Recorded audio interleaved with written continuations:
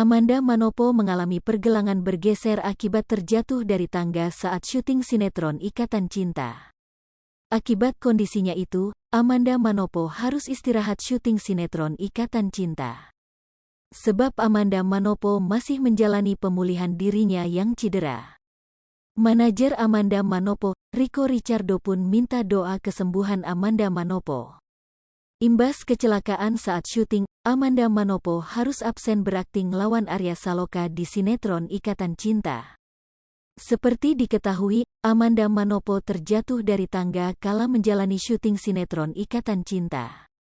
Akibatnya, Amanda Manopo terpaksa tak syuting Ikatan Cinta lagi setelah adegan jatuh dari tangga. Karena hal itu, pergelangan Amanda Manopo bergeser. Oleh karena itu Amanda Manopo masih sakit dan tengah dalam proses pemulihan, Selasa, tanggal 11 Oktober tahun 2022.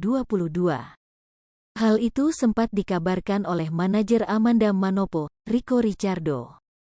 Rico Ricardo ungkap pergelangan Amanda Manopo bergeser. Lawan main Amanda Manopo tengah menjalani recovery. Saat adegan Amanda Manopo kemarin malam, terlihat pemeran Andin ini terjatuh dari tangga. Namun adegan itu bukan jadi penyebab pemeran Andin terjatuh. Amanda Manopo dikabarkan jatuh saat adegan di lokasi syuting BKT Puncak. Adegan Andin kemarin malam, Amanda Manopo diperankan oleh pemeran pengganti dan lokasi syuting berada di villa orang tua Aldebaran. Rico Ricardo juga menyebutkan waktu Amanda Manopo terjatuh. Tak lupa Rico Ricardo pun minta doa atas kesembuhan Amanda Manopo. Terlihat surat sakit Amanda Manopo pun tersebar yang menerangkan kalau Amanda Manopo harus istirahat sejenak dari sinetron Ikatan Cinta. Diberitakan sebelumnya, Arya Saloka rela melakukan hal ini kepada Amanda Manopo di Ikatan Cinta. Terlihat Arya Saloka mau menjadi peran lain agar Amanda Manopo tak tersentuh oleh orang lain.